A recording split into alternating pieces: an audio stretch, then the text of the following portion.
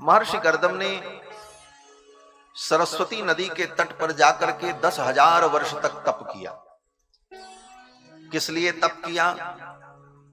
इसलिए तप किया कि भगवान हमारे ऊपर प्रसन्न हो जाएं, तो मैं भगवान से अपने मन के अनुकूल वरदान प्राप्त कर लूं।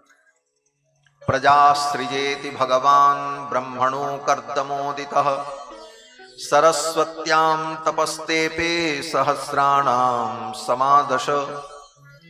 सरस्वती नदी के तट पर जाकर के 10,000 वर्ष तक महर्षि कर्दम ने तप किया। उनकी तपस्या से भगवान प्रसन्न हुए और भगवान प्रकट हो गए। शंख चक्र गदा पद्म धारण किए हुए पीतांबर वरमाला विभूषित भगवान नारायण महर्षि कर्दम के सामने जब प्रकट हुए तो महर्षि कर्दम ने भगवान की स्तुति की। स्तुति करते हुए महर्षि कर्दम ने कहा कि प्रभो, मैंने जो तपस्या की है ये सकारण तपस्या है, किसी कारण से हमने तपस्या की है, हमारी कामना को आप पूर्ण करें। स्तुति करते हुए ही महर्षि कर्दम ने भगवान से कहा कि तथा सचाहम परिवोढु कामः समानशीलां गृहमेधधेनुं। हे भगवान, मैं विवाह करना चाहता हूं, आप मेरा विवाह करवा दो और ऐसी स्त्री से हमारा विवाह कराओ कि समानशीलां, जो मेरे समान गुण धर्म वाली हो, गृहमेधधेनुं, हमारे गृहस्थ धर्म का पालन करने के लिए जो कामधेनु के समान हो। गृहस्थ जीवन में रहकर हम जिन जिन धर्मों का पालन करें उन धर्मों में मेरी वो सहयोगिनी बने, ऐसी पत्नी मुझे प्राप्त हो, ऐसी आप कृपा करो, यही हमारी इच्छा है। गृहस्थ जीवन में प्रवेश करने के लिए महर्षि कर्दम ने 10,000 वर्ष तप किया और तब गृहस्थ जीवन में प्रवेश किया। इसका मतलब यही है कि गृहस्थ जीवन में प्रवेश करने के पहले जिसके जीवन में तपस्या होगी उसका गृहस्थ जीवन पवित्र और मंगलमय हो, और गृहस्थ जीवन में प्रवेश करने के पहले ही जो संसार के समस्त सुख भोगादि को भोग चुका होगा वह व्यक्ति गृहस्थ जीवन में प्रवेश करके और भी नरकमय जीवन व्यतीत करेगा, उसके जीवन में कोई पवित्रता और उन्नति नहीं होगी। इसलिए गृहस्थ जीवन में प्रवेश करने के पहले जीवन में तप करना चाहिए। इसीलिए शास्त्र कहता है कि गृहस्थ जीवन में जाने के पहले जो अवस्था है उस अवस्था का नाम है ब्रह्मचर्य अवस्था। यह एक आश्रम है। गृहस्थ आश्रम में जाने के पहले जो आश्रम है उस आश्रम का नाम ब्रह्मचर्य आश्रम। 25 वर्ष तक ब्रह्मचर्य आश्रम में रहकर व्रत और नियम का पालन करते हुए, ब्रह्मचर्य व्रत का पालन करते हुए, वेद शास्त्र का, धर्म शास्त्र का अध्ययन करके जीवन के रहस्यों को व्यक्ति जब जान लेता है, तब जब गृहस्थ जीवन में प्रवेश करता है तो उसका गृहस्थ जीवन परम पवित्र और धर्ममय होता है।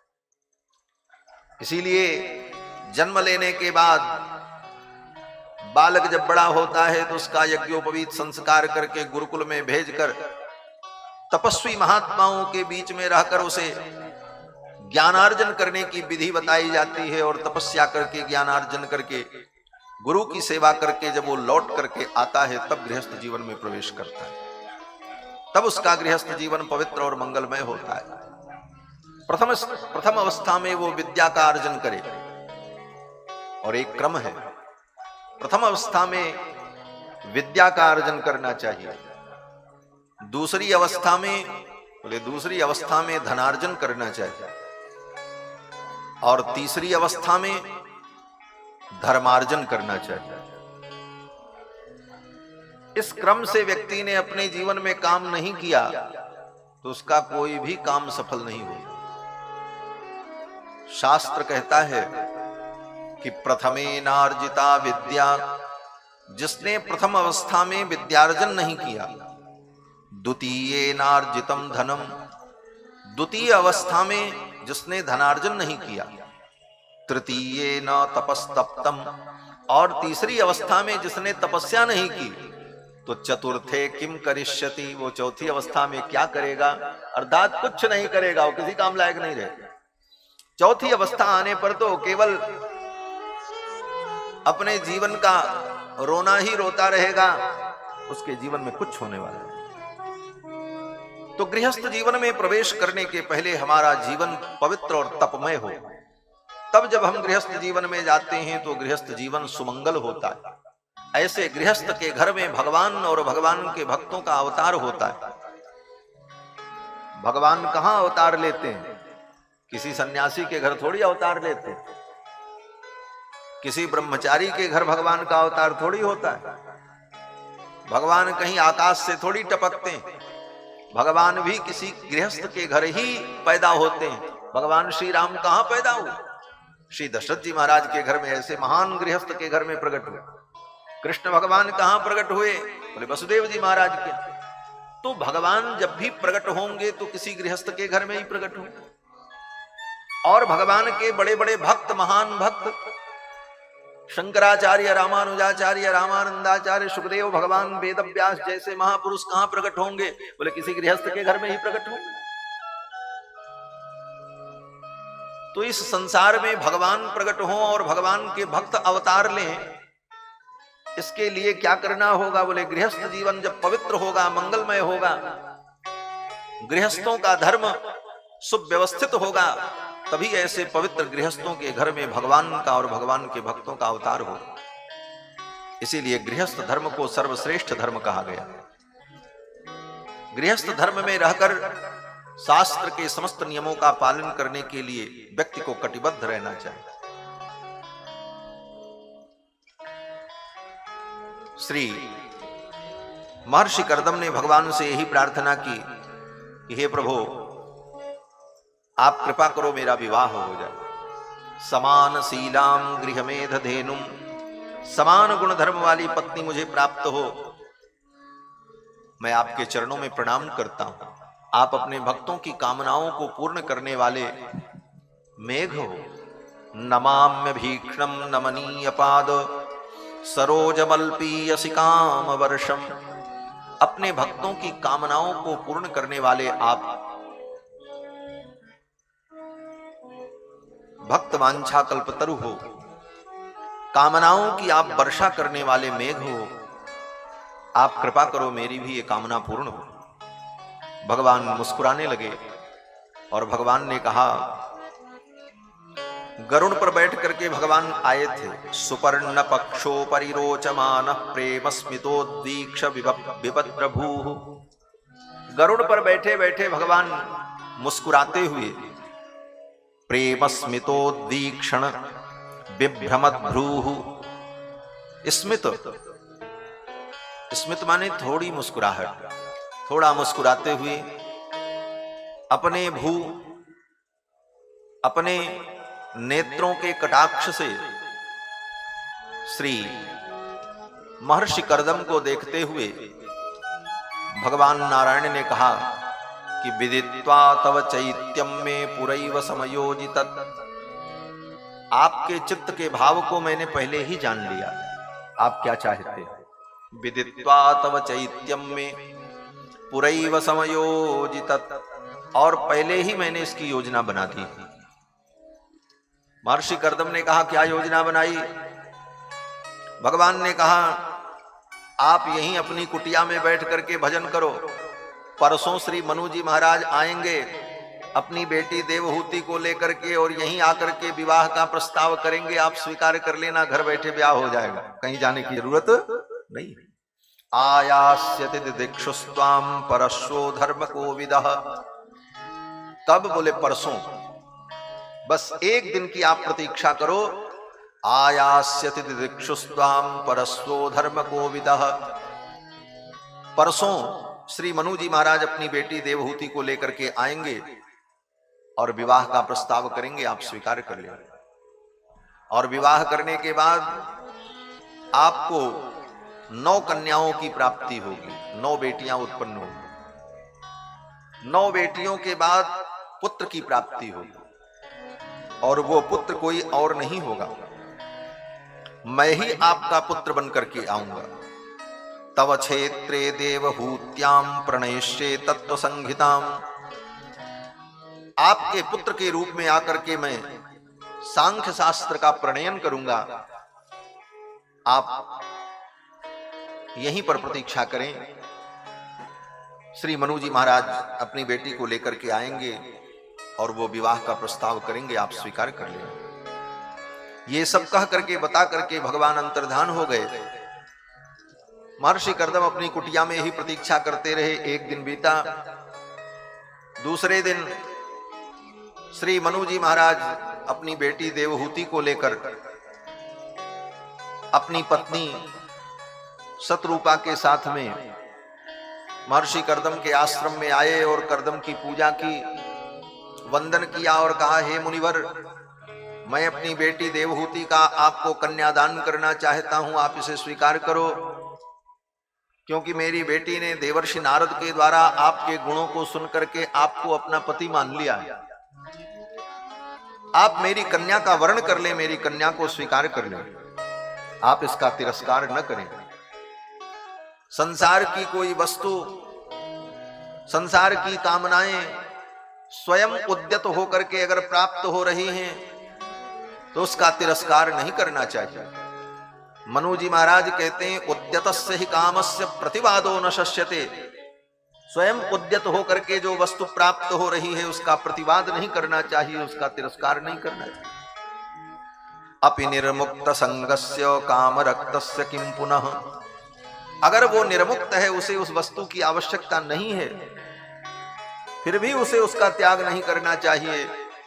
काम रक्तस्य किम पुनः, और उसके अंदर उस वस्तु की कामना पहले से ही विद्यमान है तो फिर क्या बात है, फिर तो उसके अनुकूल ही कार्य हो रहा है। ये सब बातें कह करके मनु जी महाराज ने कर्दम महर्षि को आश्वस्त किया और अपनी बेटी देवहूति का कन्यादान कर दिया। कन्यादान स्वीकार करके महर्षि कर्दम ने देवहूति के साथ पाणी ग्रहण किया, विवाह किया।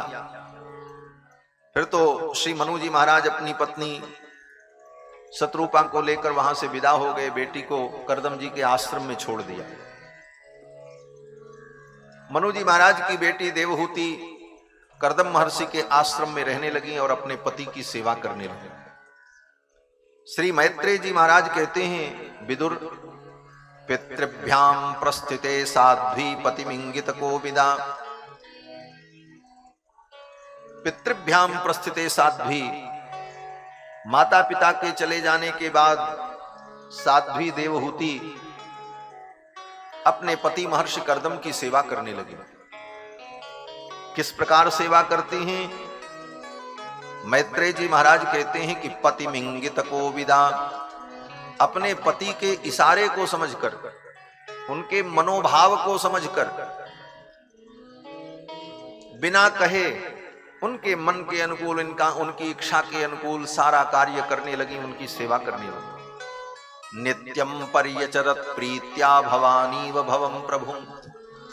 जिस प्रकार से भवानी भगवान शंकर की सेवा करती हैं, उसी प्रकार देवहूति महर्षि कर्दम की सेवा करने लगी। यहां पर श्री वेदव्यास जी महाराज लिखते हैं कि पितृभ्याम प्रस्थिते साध्वी पतिमिंगित कोविदा। देवहूति को साध्वी कहा। ये देवहूति कौन है? साध्वी। साध्वी किसे कहते हैं?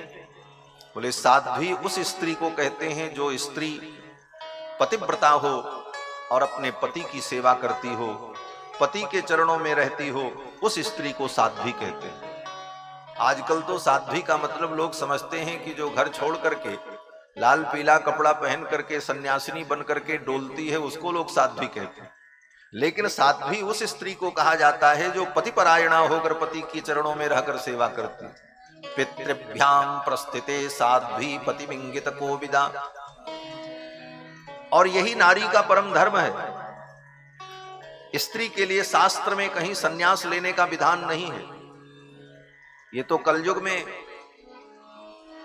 भ्रष्टाचार का आलम है कि स्त्रियां भी घर छोड़ करके लाल पीले कपड़े पहनकर हरिद्वार और ऋषिकेश में घूम रही हैं सन्यासिनी बनकर, लेकिन ये शास्त्र सम्मत नहीं है। स्त्री के लिए सन्यास धर्म नहीं है, सन्यास धर्म केवल पुरुषों के लिए। स्त्री को तो विवाह करके गृहस्थ जीवन में रहना ही परम धर्म कहा गया। जिस स्त्री का विवाह संस्कार नहीं हुआ और अविवाहित जीवन जिस स्त्री ने स्वीकार किया कि हम विवाह नहीं करेंगे, अविवाहित ही रहेंगे, ऐसी स्त्री संस्कारहीन मानी जाती, उसका संस्कार पूर्ण नहीं हुआ। क्योंकि विवाह संस्कार ही स्त्री का सबसे बड़ा संस्कार है। अगर स्त्री का विवाह नहीं हुआ तो उसका संस्कार अपूर्ण है। श्री मनु जी महाराज कहते हैं कि वैवाहिको विधि स्त्रीणाम संस्कारो वैदिक स्मृतः। श्री मनु जी महाराज कहते हैं कि स्त्री का वैवाहिक संस्कार ही सबसे बड़ा वैदिक संस्कार है। अगर वैवाहिक संस्कार उसका नहीं हुआ तो वो संस्कार हीना हो गई, उसके संस्कार पूर्ण नहीं हुए। पति सेवा गुरु वासो, पति की सेवा करना यही उसके लिए गुरुकुल का वास है। और गृहार्थो अग्नि परिक्रिया, और घर में रहकर पति की गृहस्थी को, उसके परिवार को संभालना यही उसका सबसे बड़ा यज्ञ है। मनु जी महाराज कहते हैं यही सबसे बड़ा यज्ञ है उसके लिए। अग्नि परिक्रिया, गृहार्थो, घर में रहकर गृहस्थ धर्म का पालन करते हुए पति की सेवा करना, यही उसके लिए सबसे बड़ा यज्ञ है। इसके अतिरिक्त स्त्री के लिए न अलग से किसी यज्ञ का विधान है, न किसी तपस्या का विधान है। आगे श्री मनु जी महाराज कहते हैं कि नास्ति स्त्रीणाम पृथक यज्ञो, स्त्री के लिए अलग से किसी यज्ञ का विधान नहीं है। पति यज्ञ करे तो उसी के साथ वो भी बगल में बैठ जाए, सब पुण्य उसको मिल जाएगा, अलग से कुछ करने की जरूरत।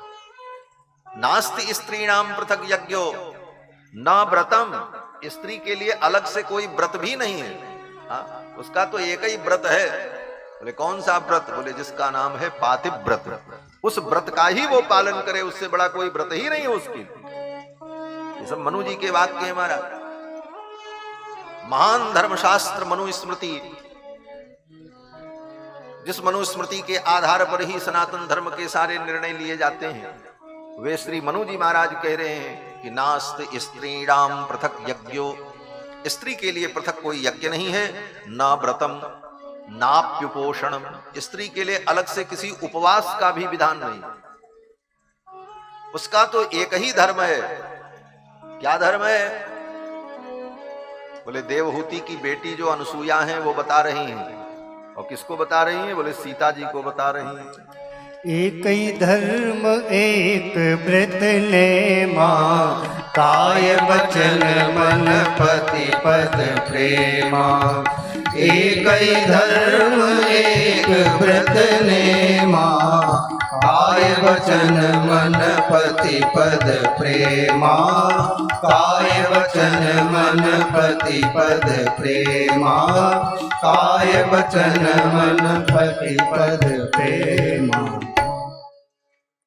श्री सीता जी जब अत्रि मुनि के आश्रम में पहुंची हैं तो अत्रि मुनि की पत्नी अनसुया ने सीता जी को नारी धर्म का उपदेश किया है।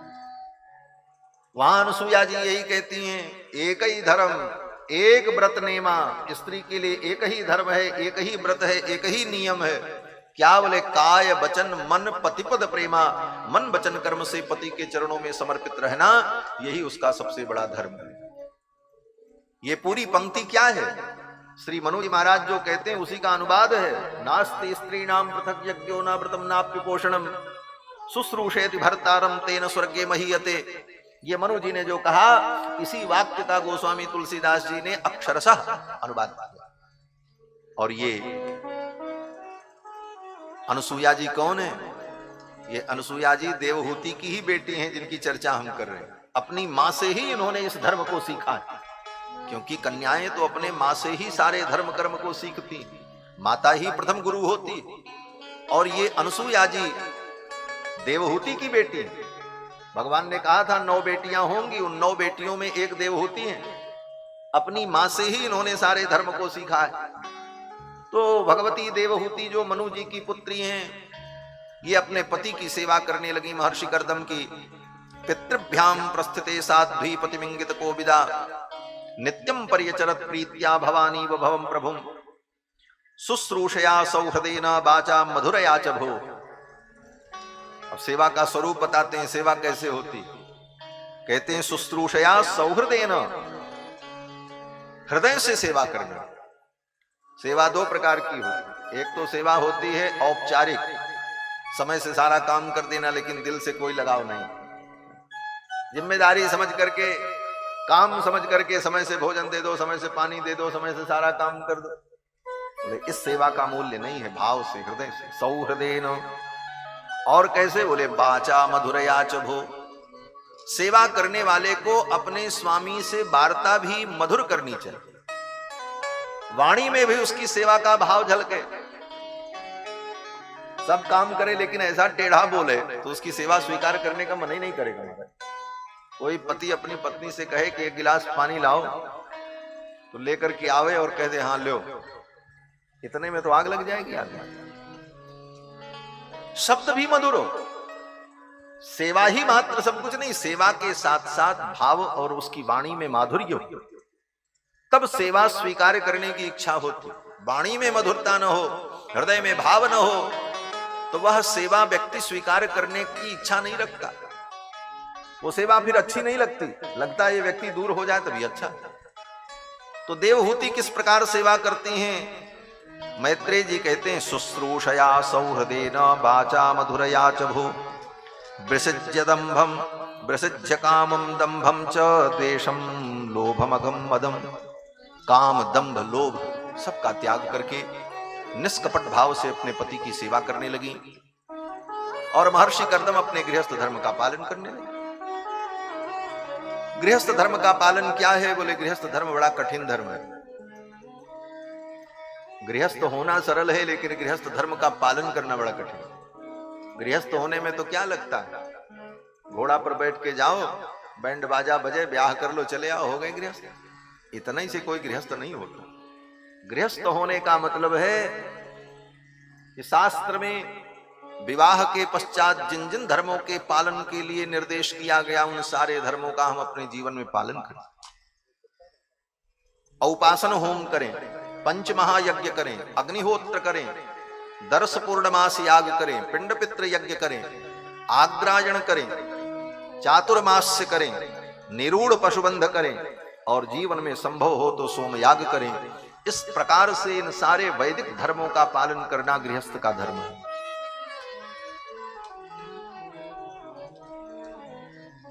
महर्षि कर्दम ने विवाह करने के बाद इन सारे धर्मों का पालन किया। नित्य प्रति यज्ञ करते, हवन करते, तर्पण करते, सारे विधि विधानों का पालन करते और अपने उस गृहस्थ धर्म के पालन में ही महर्षि कर्दम लगे रहते थे। फुर्सत ही नहीं मिलती थी, सवेरे से शाम तक सारे नियमों का पालन, और दिन बीत जाता, सायंकाल फिर विश्राम करते, सवेरे से उठ करके फिर वही दिनचर्या प्रारंभ हो जाता। कई वर्ष बीत गए। देवहूति सेवा करती रही। देवहूति का शरीर सूख करके कृशकाय हो गया, वृद्ध हो गई देवहूति। महर्षि कर्दम ने कभी उनको पत्नी की दृष्टि से, भौतिक दृष्टि से, पत्नी की दृष्टि से तो रोज ही देखते थे, क्योंकि यज्ञ में पत्नी की हर क्षण आवश्यकता होती है। बहुत सारे ऐसे विधान यज्ञ में होते हैं जो पत्नी को ही करना पड़ता है, वो काम पत्नी ही करती है। तो उन कार्यों के लिए वो बगल में रहती थी देवहूति, लेकिन कभी भी देवहूति को काम और वासना की दृष्टि से महर्षि कर्दम ने नहीं देखा। एक धर्म में सहयोगिनी मेरे साथ है, बस इसी प्रकार से धर्म का कार्य करते रहे, जीवन चलता रहा। और अवस्था, बोले देवहूति की अवस्था वृद्धावस्था आ गई। एक दिन महर्षि कर्दम ने देवहूति को देखा और कहा, देवी आपने मेरी बहुत सेवा की। तुष्टोऽहमद्य तव मान विमानदायाः शुश्रूषया परमया परया च भक्त्या। हे मानवी, मनु की बेटी मानवी, तुम्हारी श्रद्धा से, तुम्हारी शुश्रूषा से मैं प्रसन्न हूं, वरदान मांगो, क्या चाहिए? तो देवहूति ने अपने पति महर्षि कर्दम से कहा कि यस्तेभ्यदायि समयः सकृतंग संगो भूयात् गरीयसि गुण प्रसव सतीनाम। हे भगवान, आप यही कृपा करो कि मुझे संतान की प्राप्ति हो, पुत्र की प्राप्ति हो। क्यों पुत्र की प्राप्ति हो? मानो देवहूति कहना चाहती हैं कि हे भगवान, स्त्री को कभी स्वतंत्र नहीं रहना चाहिए। न स्त्री स्वातंत्रमर्हति, स्त्री को कभी स्वतंत्र नहीं रहना चाहिए। आज के युग में ये बातें कहना भी बड़ा मुश्किल है। क्यों बोले, आज तो स्त्री स्वतंत्रता की बात की जाती है। नारी सशक्तिकरण जैसे शब्द समाज में आए, लेकिन हम तो यहां शास्त्र की व्याख्या कर रहे हैं, इसलिए शास्त्र सम्मत बात कहना हमारा दायित्व है। स्त्री के लिए शास्त्र ने कहा स्त्री को कभी स्वतंत्र नहीं रहना चाहिए। इसका मतलब यह नहीं है कि स्त्री को रस्सी में बांध के रखा जाए, घर में बंद करके रखा जाए, यह तात्पर्य नहीं है। यहां तात्पर्य यह है कि स्त्री किसी न किसी के संरक्षण में रहे, उसे संरक्षण की जरूरत है। नारी अबला है, अगर उसे संरक्षण नहीं मिलेगा तो नारी के साथ कोई भी अन्याय हो सकता है, समाज में कोई भी उपद्रव खड़ा हो सकता है। इसलिए नारी को सदा पुरुष के संरक्षण की आवश्यकता है, नहीं तो नारी के ऊपर अनेक अत्याचार होंगे और नारी का जीवन नरकमय बन जाएगा। इसलिए शास्त्र ने कहा कि नारी को कभी स्वतंत्र नहीं रहना चाहिए। जब तक वो कन्या हो तब तक वो पिता के संरक्षण में रहे, पिता के द्वारा उसका भरण पोषण हो, उसका संरक्षण हो। पिता के देखरेख में वो रहेगी तो उसके जीवन में कोई आपत्ति विपत्ति नहीं आएगी। युवावस्था आने पर वो पति के संरक्षण में रहे, पति उसकी रक्षा करेगा। और वृद्धावस्था में जब पति तपस्या करने के लिए चले जाएं अथवा पति सन्यासी बनकर के चले जाएं, उस अवस्था में स्त्री को अपने पुत्र के संरक्षण में रह करके जीवन व्यतीत करना चाहिए। पुत्र का संरक्षण उसे प्राप्त हो। इस प्रकार नारी का जीवन सुरक्षित रहता है। और नारी के जीवन में ऐसा संरक्षण अगर नहीं है, वह स्वतंत्र रहना चाहती है, तो उसके जीवन में अनेकानेक विपत्तियां आएंगी और उसका जीवन दुखमय हो। देवहूति कहती हैं कि हे भगवान, जब तक मैं कन्या थी तब तक पिता का संरक्षण मुझे प्राप्त था। युवावस्था आने पर आपके चरणों का आश्रय मिला। वृद्धावस्था में अगर आप तप करने चले जाएंगे, समाधिस्थ हो जाएंगे, तो मेरा जीवन कैसे बीतेगा? मुझे संतान की प्राप्ति हो तो मैं अपने पुत्र के संरक्षण में रह करके अपना शेष जीवन व्यतीत करूंगी। इसलिए मैं चाहती हूं कि मुझे संतान की प्राप्ति हो। महर्षि कर्दम ने कहा, ठीक है देवी। और महर्षि कर्दम ने प्रियाया प्रियमन्वेच्छन् कर्दमो योगमास्थितः, अपनी प्रियतमा देवहूति के मनोभाव को पूर्ण करने के लिए महर्षि कर्दम ने अपने योग के द्वारा, अपने संकल्प के द्वारा विमानम कामगम छत्तस्तर्हेवाभिरचीकरत्, एक दिव्य विमान प्रकट किया महर्षि कर्दम ने। संकल्प किया और संकल्प करते ही एक दिव्य विमान प्रकट हुआ। बड़ा विशाल विमान माना, छोटा मोटा विमान नहीं था। उसी विमान के अंदर झरने, पर्वत, उपवन, महल, सब प्रकार की सुख सुविधाएं उस विमान के अंदर थी। और उस विमान में सैकड़ों सेविकाएं थीं जो सेवा करने वाली थी।